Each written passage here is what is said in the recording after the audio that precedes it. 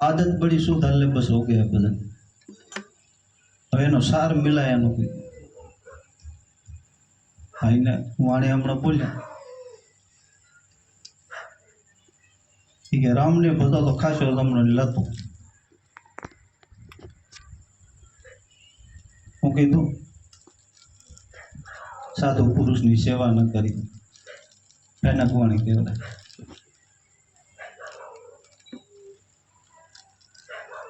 પછી સંતો કે છે મહાપુરુષોની વાણી કે એ પ્રમાણે વાણે ગાવાનો મતલબ ને વાણે સમજવાનો મતલબ છે। વાણે શું કહે છે એનું મનન કરો, ચિંતન કરો અને પછી અમલમાં મૂકો તો કામ થાય। મહાપુરુષો ની વાણી ભજન કરીએ તો એ અંદર ડૂબકે મારી અવતાર ભાઈ મોતી ગાતા હતા, મોતી લીધી તો મોતી વાણી એમને બનતી નથી। એટલે મીરાબાઈએ પણ કીધું કે 84 લાખ હોની જો આમાં ભટકવું ન હોય, જો પાછો ફેરો ન ખાવો હોય અને આપણે ફરી ફરીને પાછા આવ્યા છીએ 84 લાખ હોની, એક મનુષ્ય અવતાર એક મોક્ષની બારે છે। આપણને મોક્ષની બારે આપી તરવા માટેનું સાધન, પણ એના માટે મીરાબાઈએ કીધું કે આત્માને ઓળખવો પડશે। આત્માને ઓળખશો તો લક્ષ રાશિ છૂટાઈ વેદે। આ ભ્રમણાને ભાંગ્યા વિના ભવના ફેરા ને મટે। તો આત્માને ઓળખવો કઈ રીતે? એના માટે સંતો કે ગુરુ ચરણે જવું પડે તો આત્મા ઓળખાય, બીજે નથી કોઈ વસ્તુથી ઓળખાય। જો બીજા વખતથી ઓળખાય એમ હતો તો રામને ક્યાં ગુરુને ખાપે? રામે પણ ગુરુ કીધા, કૃષ્ણએ ગુરુ કીધા, રામાપીરે પણ ગુરુ કીધા। એટલે સંતોએ ગુરુની ઉપના તેમાં આપી। એક કુંભારામ બાપે વાણીમાં કીધું કે ગુરુગમ કુચી સર્વેથી ઊંચી, ખોલ્યા 10માના તાળા। હવે 9 દરવાજા આખે જગત જાણે છે, પણ 10મો ગુપ્ત છે। એ સંત બતાવે ચાવી ગુરુ કના છે અને ગુરુ આપે તો 10મો દ્વાર ખોલે, નકર ન ખોલે। એટલે ખીમ સાહેબને કેવું પડ્યું કે ગુરુ કમ કેરી કુચી કર લે ઘટે મોહ કા તાણા, એ તાળાને દૂર કરો તો ઘટ ભીતર અજવાળા। એ કે ગુરુ કામ કરે કુચી કર લે તો મોહ કા બંધન થી છૂટાય એવો છે, નકર ન છૂટાય। બીજા તીર્થ વરાત ગમે એ કરો એનું ફળ મળે, પણ 84 છૂટાય નહીં, એનાથી 84 ન છૂટાય। એટલે એકવાર વશિષ્ઠજી અને વિશ્વામિત્ર, હવે વશિષ્ઠજી લવ સત્સંગ કરતા હતા અને વિશ્વામિત્ર ઘણા યજ્ઞ હોમ હવન કર્યા। હવે એમાં સંતો કેમ કે રાજેશ્વરી તપેશ્વરી પાછો નરગેશ્વરી જે તપ કરે ને અહમ બહુ હોય, હું કે મારો ધર્મ મોટું। હવે વશિષ્ઠજી તો કોઈ બોલ્યો નહીં। હવે આમાં વિશ્વામિત્ર કે મારું ધર્મ મોટું, એમ કરતા કરતા બેન વાત થયો। વાત થયો કે વશિષ્ઠજી ના 4 દીકરા વિશ્વામિત્ર મારી નાખ્યા, અને તોય વિશ્વામિત્ર ને એમ કે વશિષ્ઠજી ને મારી નાખ, રાતે ક્યાં એને મારવા। તો વશિષ્ઠજી એના ઘરના બેઠા હતા, સત્સંગ ચાલુ હતો। એમ કરતા કરતા પૂનમનો પરિપૂર્ણ ચંદ્ર ઉગલ અને એના ઘરના કેર્યા કે ભગત આ જુઓ તો આ ચંદ્રનો તેજ કેટલો છે।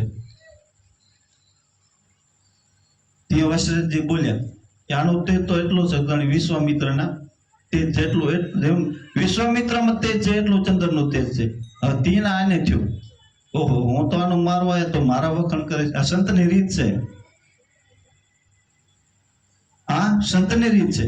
હવે ત્યાં વિશ્વામિત્ર જાય ઈ કે હું તમને આજ મારવા આવ્યો પણ તો તમે મારા વખાણ કરો એટલે મારો કાર તો ઉતરી ગયો, પણ હવે મારો આવે હોમ યજ્ઞ આ બધું કરો એ ધર્મ મોટો તમારો, તો એના માટે આપણે કોકના આગળ ન્યાય તો કરાવીએ કે તો કાલો બ્રહ્મા કને, તે બ્રહ્મા કને છે. બ્રહ્મા તો બધું જાણતા હતા કે આ લવ સત્સંગ મોટો છે, પણ એ કે મારાથી આનો ન્યાય નહીં થાય. તમે કે વિષ્ણુ કને જાઓ,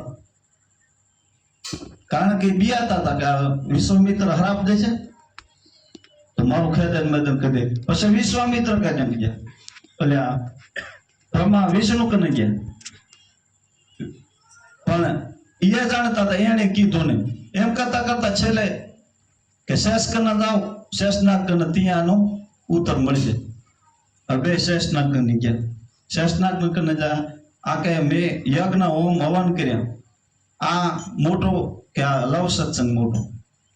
તો શેષનાગ બોલ્યા કે મારા ઉપર પૃથ્વીનો ભાર છે, તમે આનું કાંક ફળ આપો તો આ પૃથ્વી અંદર થાય તો આનો જવાબ આપો. વિશ્વામિત્ર કે મેં આટલા યજ્ઞ કર્યા એમાં 5 યજ્ઞનું ફળ તમને તોય ધરતે હલી નહીં. 10 નું કીધું, 20 નું કીધું, જેટલા યજ્ઞ કર્યા હતા એટલાનું ફળ આપ્યું પણ ધરતે હલી નહીં. હવે કે તો કાયો વસરાજી નો વારો. એ કે તમે જે કર્યું તો એને હાથ જોડીને બોલ્યા કે મેં ભાઈ કાંઈ નથી કર્યું, પણ મેં લવ સત્સંગ કર્યો, ત્યાં હવા હાથ ધરતે ધરતે હવા હાથ. એ કહેવાનો નહીં તો કે થઈ ગયું. એટલે સંતો કે છે કે બાપુ કુંભારામે પણ વાણીમાં કીધું, સત્સંગ કરીએ એક નિતાર સવાયો ચડે વેરા. સત્સંગમાં સાચા હીરાની ખાણ તો જાગી જાગીને જાણ. સત્સંગમાં સાચા હીરાની ખાણ છે, પણ જાગી જાગીને ક્યાં કરે હું કહેવા માંગે છે વાણીની એ પ્રમાણે એમ અંદર ઉતારી તો મેળ પડે. નકર તો કબીર સાહેબ એક સાખીમાં કીધું છે કે ગાય વગાડે કરે કિલો રસ ન જાણે એનો, કંદોઈના કરચા જેવા એનો સ્વાદ ક્યાંથી ગયો હોય. હું કીધું કંદોઈના કરચા જેવા કીધા, ગાય મેળ નથી પડે. એ પ્રમાણે આવો, એ પ્રમાણે વર્તમાન રહેવો, રેણે પારવે. અવતાર ભાઈ વાણે બોલ્યા કે તન મન ધન ગુરુને અર્પણ કર્યા, તો અર્પણ કરી એ પ્રમાણે કરવા પડે. સાચા સંત છે ને ધન નહીં કે તનને કાંઈ જરૂર નથી, એટલે ધન નહીં પણ એક મનને જરૂર ખરે. મન ગુરુને હોપી ગયો તો ખોટું થાય જ નહીં. મન હોપાઈ જાય લગભગ આમાં તો બધા હોપીને જ બેઠા રહે, પણ આમ તો મારા દેવાનું તાજું થાય. મન હોપાઈ જાય તો પછી નમે ખોટું થાય. એટલે સંતો કે છે કે સાધુભાઈ ફેરો હરિની માળા તો મટી જવા દિલ ના અંધારા. એવે મારા હરિની માળા ફેરો હોય. એમાં કુંભારામ બાપા કીધું ઓહમ સોહમ ની રચના રચી, શહેર બન્યા બહુ સારા, શ્વાસે ઉશ્વાસે ધમણું ધમી લે તો રંગ દર્શાય બહુ સારા. હું કીધું કેવે માળાની વાત કરી, લાકડાની માળા તો કે ના, શ્વાસ ને ઉશ્વાસ ની માળા એ પણ આપણને ગુરુ મહારાજે આપીશ. આ માળા ફેરી લે તો કે રંગ દર્શાય બહુ સારા, 5 તત્વનો રંગ દેખાય. પછી કીધું કે ગુરુના ભેદથી ગગન સીડ્યા.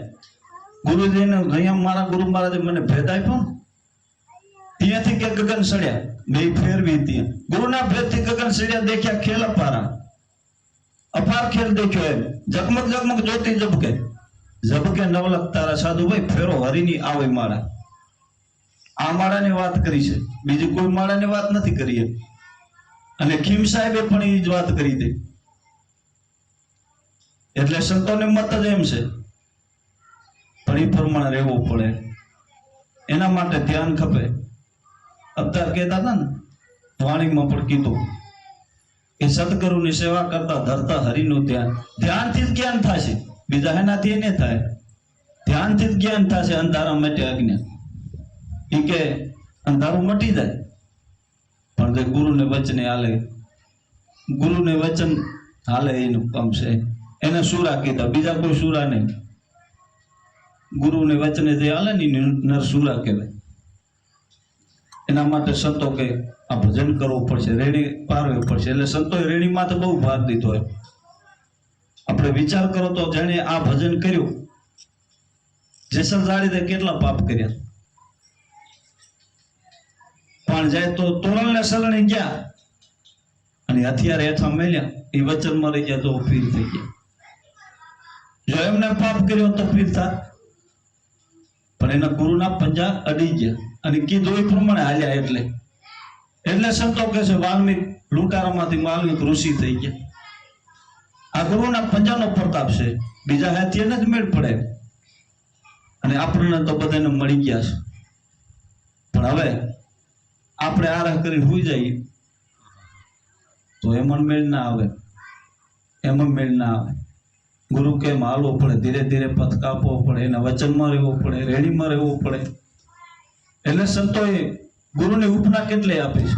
એક સંતે તો એમ ગાયું કે ખાડ પડાવું મારા શરીર તણી, તેની હું મોજડી સીવડાવું, તેના ઉપર હોનેરી કલર પુરાવું, એ મારા ગુરુને પહેરાવું તો નવે ગુરુને તોલે. વિચાર તો કરો, આ ગુરુનો કેટલો મહિમા છે. અને એ આપણાને ગુરુ મહારાજે ખુદાને જગાડ્યા છે. આપણે સંતોની પહેલાની વાત સાંભળીએ તો આ વચન સારું થાય. કુંભારમ 3 મહિના 4 મહિના હાલ્યા હતા, ત્યાં આ વચન મળ્યું હતું. આપણને હુતાને ઉઠાડ્યા. પણ હવે એમાં આપણે ભૂઈ જઈએ તો ગુરુનો હોવા કે ગુરુ કે ન કે એક ગામ હતું, ગામ એમાં એક શિષ્ય કર્યો ગુરુ. હવે તો સારો છે, ગુરુ મહારાજને ફોન કરીને પૂછી લે. લગભગ ગુરુ મહારાજે મહિને 2 મહિને ભેગા થઈ જાય. અને પેલા તો 12 વર્ષે ભેગા થતા. એટલે ઉપદેશ દઈ નીકળ્યા. હવે 2-4 વર્ષ ગુરુ શિષ્ય તો ભાર ન લીધે ગુરુને. પછી ગુરુને એમ થયું કે હવે આ ગામમાં બીજ તો વાવી હોય, એ તો નથી આવતો, પણ હું તો જાઉં. એટલે ગુરુ ગયો, સત્સંગ કર્યો. પછી એને પૂછ્યું કે મેં તને ભજન આપ્યું, ભજન તો કર્યો છે? ત્યાં શિષ્ય બોલ્યો એ કે તમારે નતું કરવાનું, મેં જાણ્યો કે તમારે કરવાનું હતું. આમાં ગુરુ હુંકારી દે. એટલે સંતો કહે છે કે જાગ જાગ, આ હીરો તારા હાથમાંથી જાય છે. પછી મુવા પછી રોયાથી શું થાય? આ એક હીરો છે, હીરો.